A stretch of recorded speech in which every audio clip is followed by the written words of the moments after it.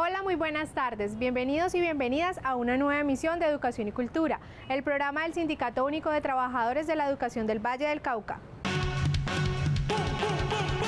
Maestros y maestras del Valle del Cauca, la unidad y la organización son el camino para la defensa de nuestros derechos. Fortalezcamos nuestra organización sindical. Afíliate a SUTEP. Tú tienes derecho a defender tus derechos. La desfinanciación de la educación pública no es un problema exclusivo de este gobierno. Cada año se registran recortes sustanciales en el presupuesto que son destinados al fortalecimiento del capital extranjero.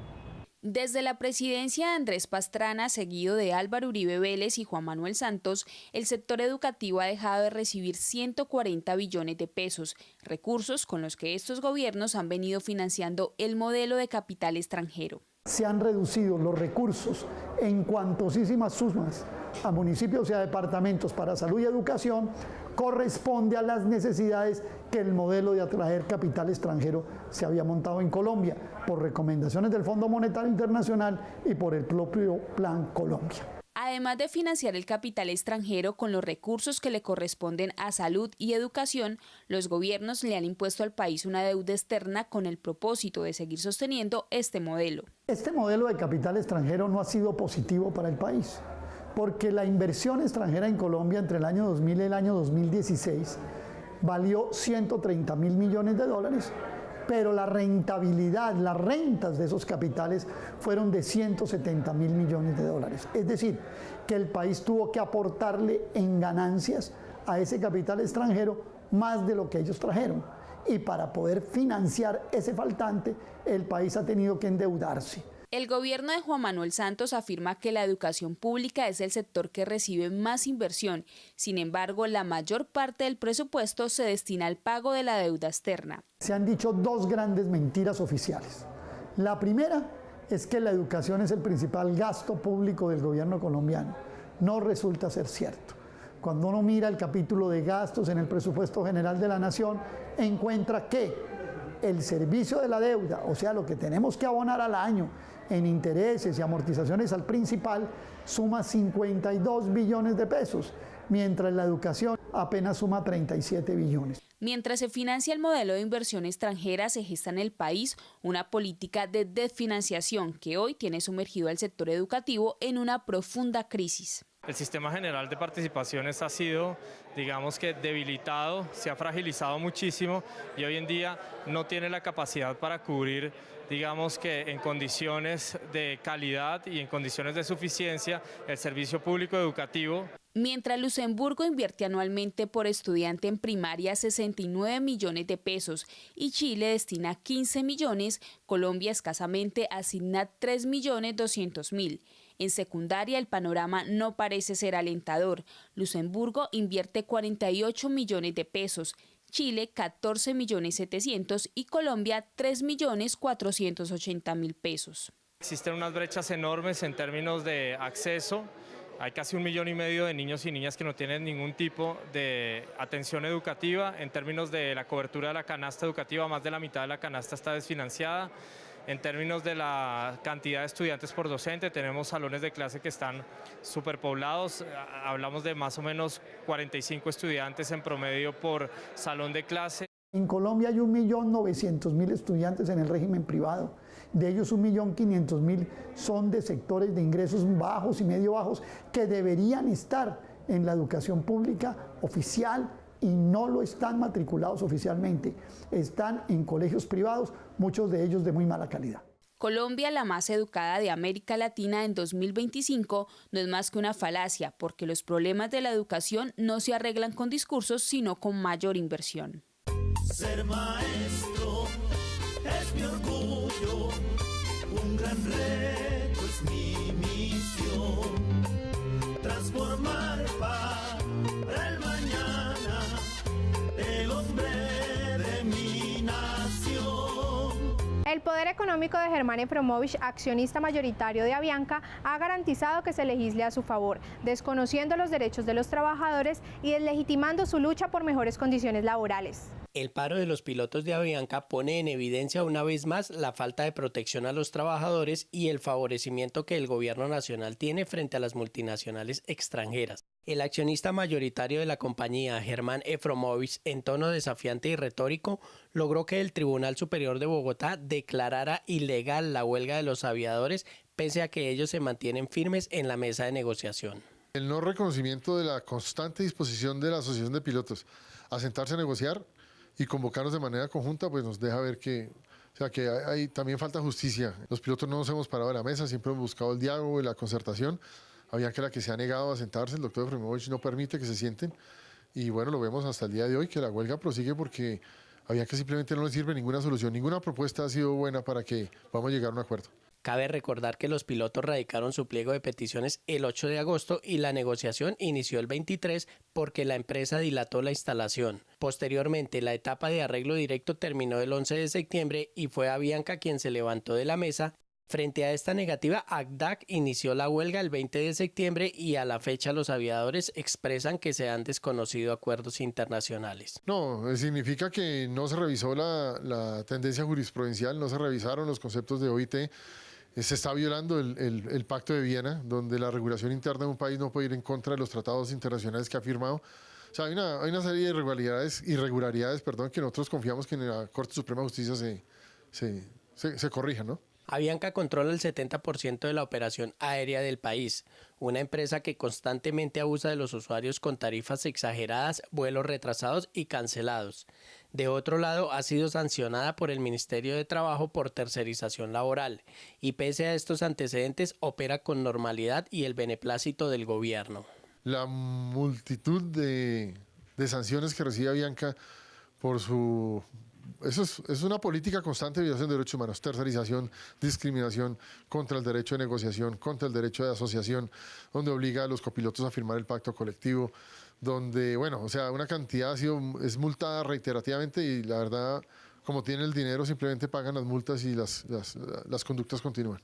Su pliego de peticiones incluye aspectos normativos, técnicos y económicos que brinden garantías de seguridad y le ponga fin a la discriminación en la que se encuentran los pilotos colombianos con respecto a los demás de la holding Avianca en la región. Estamos buscando con el pliego, que cada vez se hace más lejos por la intervención del gobierno a favor de la compañía, es que cese la discriminación, porque hay unos salarios que paga el holding, pero nosotros por el solo hecho de ser colombianos nos pagan la mitad o menos. Entonces eso pues es inaceptable, es vergonzoso para nosotros como colombianos no exigir que no se nos pague como la industria lo hace y como se paga en la región y como lo paga el mismo holding Avianca, que es lo más triste de todo. Ante las continuas amenazas, presiones y el ultimato que Germán Efromovich hizo a los aviadores, se ratifica que Avianca mantiene su práctica de persecución a los pilotos sindicalizados, crisis que se ha agudizado en los últimos días con posibles despidos y desinformación en los medios de comunicación. ACDAC advierte que el fallo de ilegalidad del paro emitido por el Tribunal Superior de Bogotá no está aún en firme y que le compete a la Corte Suprema de Justicia dar el fallo definitivo.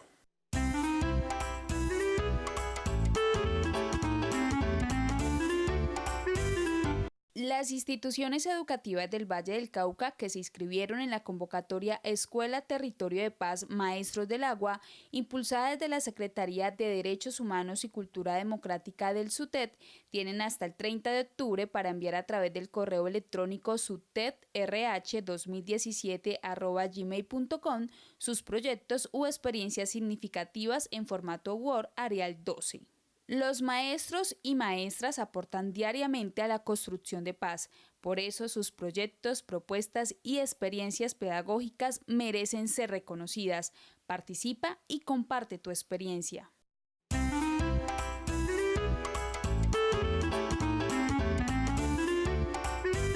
El pasado 12 de octubre se celebró en Colombia el Día de la Raza. Sin embargo, los pueblos originarios lo conmemoraron como el Día Internacional de la Resistencia Indígena.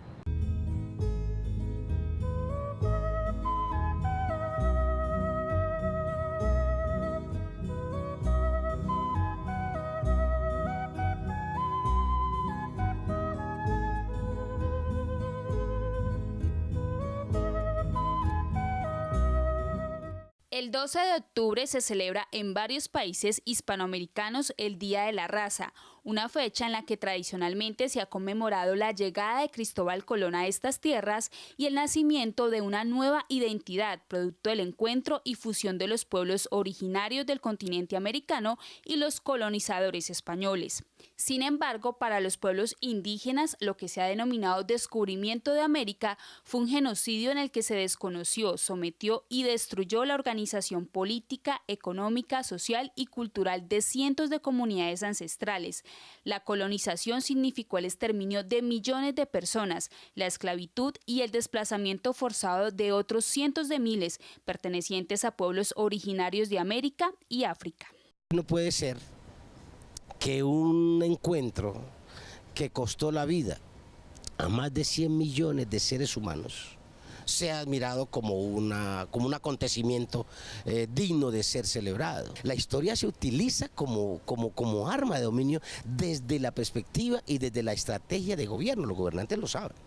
Y ellos saben que una manera de mantener ese estatus es mostrando una idea completamente diferente a la realidad. Si en los colegios siguen perpetuando esa celebración de la raza, lo que van a seguir perpetuando es la conmemoración de la división, de la explotación, del despojo, del deterioro, de la destrucción y del desconocimiento. La historia para estos pueblos no ha cambiado mucho. Continúa la invasión y el despojo de sus territorios en aras de un supuesto desarrollo. Los sobrevivientes del genocidio continúan hoy sufriendo crímenes, atropellos y represión cuando intentan manifestarse en defensa de sus derechos. Lo que hacemos el 12 de octubre, los pueblos indígenas en América Latina, es mostrarle al mundo entero cómo esa invasión continúa.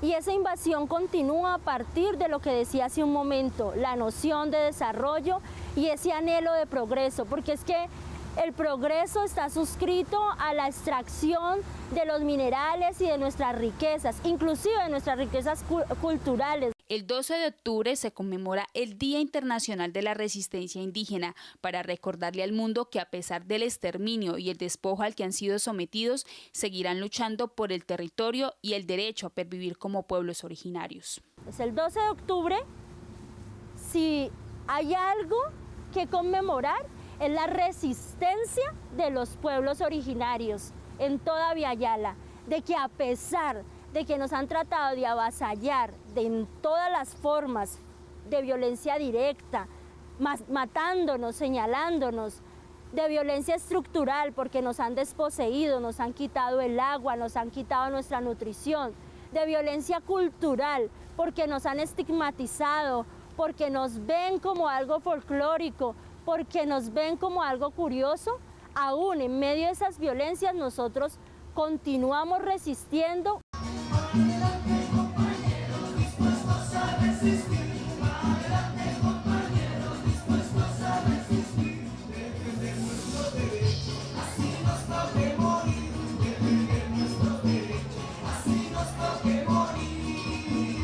En el Valle del Cauca continúan los problemas con el programa de alimentación escolar.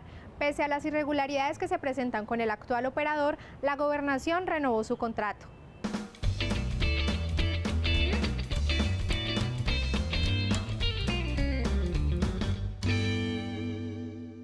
Trujillo hace parte de la zona 2 y en la zona 2 no se está suministrando el refrigerio para ningún grado. Desde el grado 0 al grado 7º que se venía dando en Trujillo no lo están dando y no tenemos ni esperanzas de cuándo. El operador que suministraba estos refrigerios supuestamente no había cumplido, esta entidad no había cumplido con el periodo de prueba. Al haber el periodo de prueba se terminó y entonces se presentaron para otros oferentes. Pero desafortunadamente, de acuerdo al secretario de Educación departamental, la entidad que va a prestar supuestamente después del 15 de octubre, este refrigerio lo van a suministrar la misma entidad. Entonces, ¿en qué quedamos? Esa es la queja fundamental, prioritaria, porque es una población demasiado pobre y sobre todo la situación de la niñez y la juventud que vienen de la zona rural. Fuera de eso, desde el mes de enero, inicio del año lectivo, solamente se le suministraba el refrigerio del grado 0 hasta el grado 7º. ¿Será que los de octavo al grado 11 no son pobres? ¿Será que aquellos muchachos y jóvenes que vienen desde el campo, que su desayuno lo tienen que consumir a las 5 de la mañana, tienen que aguantar la jornada hasta la 1:30 o 2 de la tarde, porque hay programas con el SENA, y entonces esos niños no tienen ningún derecho a percibir este refrigerio? Educación y cultura.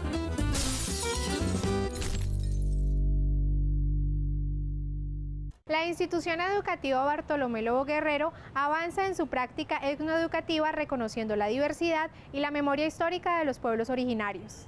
Con la realización del primer foro etnoeducativo Identidad e Identidades, la institución Bartolomé Lobo Guerrero socializó su experiencia pedagógica que recoge la sabiduría y el legado cultural de nuestros pueblos ancestrales como base de la formación académica. Las comunidades étnicas, mal llamadas minoritarias, la comunidad, la población afrocolombiana, la población rom, la población indígena, son poseedoras de una sabiduría ancestral, de unas prácticas de producción, de unos ritmos de aprendizaje, de una riqueza cultural que necesita llegar al interior de la institución educativa y que necesita ingresar al aula de clase para que allí se recree, que posibilite que el estudiante tenga una visión que vaya más allá de la educación homogenizadora que siempre nos quisieron vender. Una escuela que valora la diversidad necesita reconstruir la historia de los pueblos más allá de las versiones oficiales que por años nos han contado y reconocer que estos saberes también son válidos. Así lo viene realizando la institución educativa Bartolomé Lobo Guerrero. Construimos actividades, secuencias didácticas que le permite a todos los estudiantes reconocer que hay una historia que nos contaron en los libros de historia y otra historia que es la historia que nos cuentan nuestros abuelos, nuestros padres, y que si nosotros permitimos la entrada de esas personas, de los padres, de los abuelos, a que nos recreen y nos cuenten cómo ha sido la historia de nuestro país, ellos van a lograr también identificar que somos un pueblo lleno de culturas, multiétnico y pluricultural. En estos tiempos de globalización, la escuela tiene el reto de brindar una formación integral que le permita a los estudiantes reconocer que en el pasado y en sus raíces culturales está el presente y su futuro. Como quiera que conocer las raíces, conocer la identidad, como que quiera que trabajar de la mano con el otro, reconocer la diferencia del otro, aceptar la diferencia del otro, contribuye a la consolidación de ambientes armónicos de aprendizaje y de convivencia armónica también.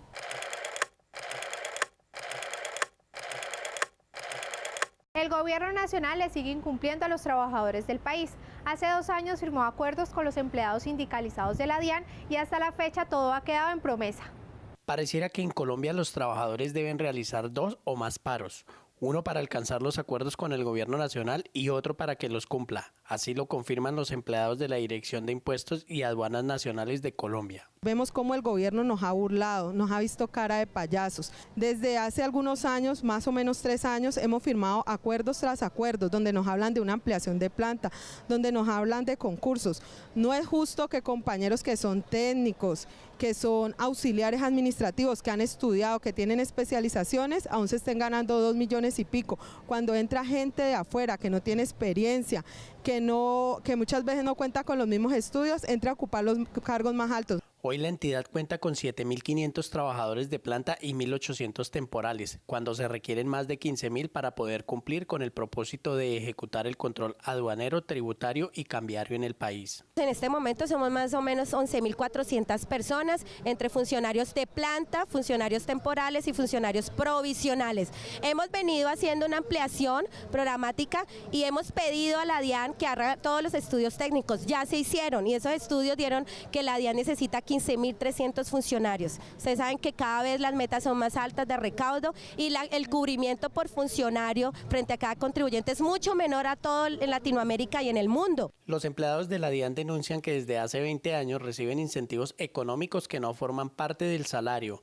lo que afecta sus aportes a pensión y cesantías, por lo que aseguran que no están pidiendo adiciones presupuestales, sino decretos que permitan el cumplimiento de los acuerdos previos que ya cumplen 3 años. Nosotros no estamos pidiendo un aumento del salario, nosotros estamos pidiendo que se reconozca que ese incentivo es salario y estamos poniendo buena parte de ese incentivo para que de verdad sea salario. Y obviamente pues esto trae una retribución para el tema de las cesantías que son tan importantes para los trabajadores de la DIAN, más teniendo en cuenta que la DIAN no es ajena al problema que vienen teniendo todas las entidades del Estado, que donde más o menos el 40% de los funcionarios están a punto de salir pensionados. Parte de los incumplimientos radica en la falta de voluntad del Departamento Administrativo de la Función Pública, que no ha puesto en marcha los 1.5 billones que hacen parte del presupuesto designado para esta institución, sumado a que no se ha habilitado el concurso para las vacantes que hay al interior de la institución.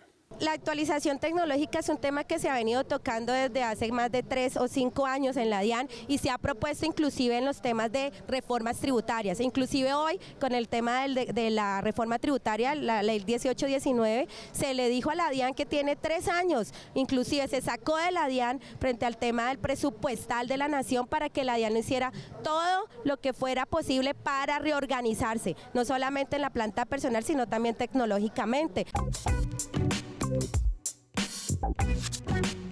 El Centro de Estudios e Investigaciones Docentes del SUTED prepara la 9ª edición de la revista Correo Pedagógico y por eso ha abierto la convocatoria para que las maestras y maestros del departamento participen con el diseño de caricaturas. Desde la Secretaría del CI estamos haciendo la invitación a los maestros y maestras del Valle del Cauca para que participen en la convocatoria a los mejores caricaturistas del SUTED.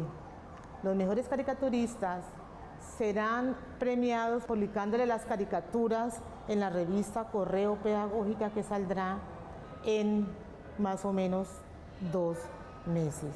Hasta el 31 de octubre y a través del correo electrónico equiposcisuted@gmail.com, los docentes pueden enviar sus propuestas de caricaturas referente al Sistema General de Participaciones y la jornada única. ¿Cuál es la temática de la convocatoria? Es decir, tenemos 2 problemáticas que acojan al magisterio colombiano, como es el Sistema General de Participaciones y lo que tiene que ver con la jornada única. ¿Dónde se envían las caricaturas? Al correo equiposcisuted@gmail.com. El nombramiento de docentes por parte de las entidades territoriales posterior a 1990 debe contabilizarse para la pensión de gracia. En Educación y Cultura, el equipo de abogados de Asleyes rinde un informe sobre este tema. Sabemos que hay maestros, un grupo de maestros que tiene derecho a la famosa pensión de gracia, que es una pensión especial que fue creada hace mucho tiempo, pero que aún cobija a algunos maestros. Los requisitos para esa pensión son fundamentalmente estos. Primero, que el maestro debe tener una vinculación anterior al 31 de diciembre de 1980. Segundo, que esas vinculaciones de los maestros tienen que ser de carácter territorial, es decir, vinculados por departamentos, municipios, distritos especiales. Tercero, que el maestro no debe tener ninguna sanción disciplinaria. Y cuarto, el requisito de edad, que son 50 años para hombres y mujeres y 20 años de servicio. Entendido que en esos 20 años de servicio también se pueden sumar, ojo, los contratos de prestación de servicios, porque tienen efectos pensionales. Esta pensión la paga hoy la UGPP, entidad que reemplazó a Cajanal, y corresponde al 75% de todo lo devengado por el docente en el último año de servicios. Pero aquí hay una novedad. ¿Cuál es esa novedad? Resulta que por una decisión de fiduciaria la previsora les ha impuesto a las secretarías unos formatos, ¿sí?, para resumir la historia laboral. Y en esos formatos que ellos tienen no aparece en el campo de pensiones de orden territorial, solamente aparecen de orden nacional. Es decir, es un formato que viola los derechos de los docentes, pero la fiduciaria les obliga a las secretarías. Pero, aunado a esto, un criterio que viene aplicando Fiduprevisora es que todo docente vinculado después de 1990 es de orden nacional. Y eso es falso, eso no es cierto. ¿Por qué? Porque a pesar de que en esto ha habido mucha jurisprudencia, a veces contradictorias del Consejo de Estado, en los últimos meses ha habido unificación en el Consejo de Estado, ojo, en esto, de que todo docente vinculado incluso después de 1990, que haya sido nombrado por un alcalde o por un gobernador con recursos del antiguo citado fiscal, es decir, esos recursos que administraban los FED, y además de que incluso vinculado con recursos del Sistema General de Participaciones, tiene una vinculación de orden territorial. Esta es una buena noticia para muchos maestros que se encuentren en esa condición, es decir, que tengan vinculación antes del 31 de diciembre del 80, cualquier tipo de vinculación, y que después se hayan vinculado nuevamente al magisterio después de 1990 con nombramiento de situado fiscal o de Sistema General de Participaciones. Muchos docentes que se encuentran en esa situación pueden reiniciar las acciones legales, entendiendo de que en materia pensional los derechos no prescriben. Al cierre de nuestro programa, el informe semanal a cargo del licenciado Carlos Paz, actual presidente de la organización sindical.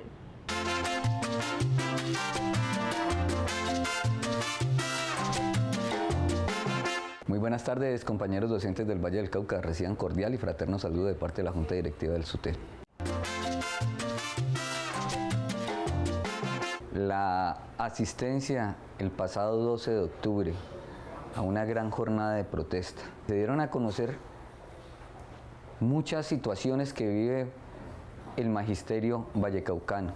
Una, las deudas que tiene el gobierno nacional y departamental para con los docentes. Dos, la falta del calendario y una resolución clara donde se especifique que los docentes del Valle del Cauca, en acuerdo realizado con la señora gobernadora del Valle, vamos hasta el 15 de diciembre y no se va a trabajar ningún sábado.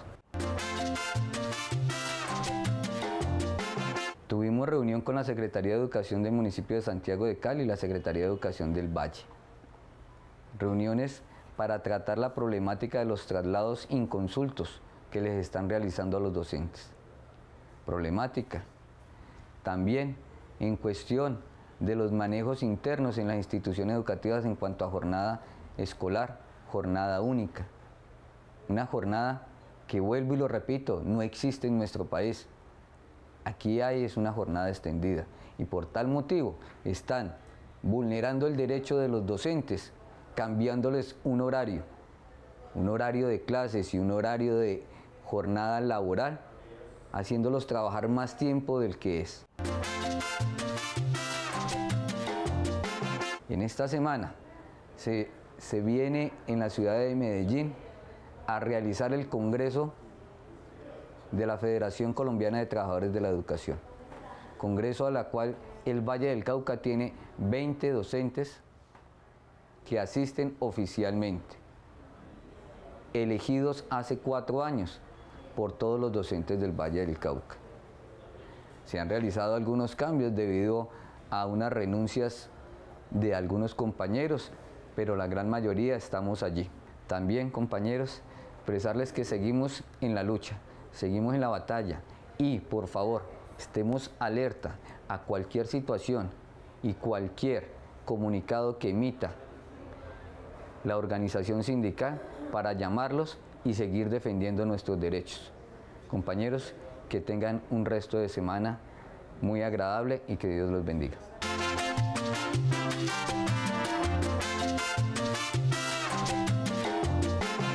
Hasta aquí Educación y Cultura. Recuerde que nuestra cita es todos los lunes a las 6:30 de la tarde por el canal regional Telepacífico. Usted también puede ver este programa a través de www.sutevvalle.org y seguirnos por nuestras diferentes redes sociales. Hasta entonces.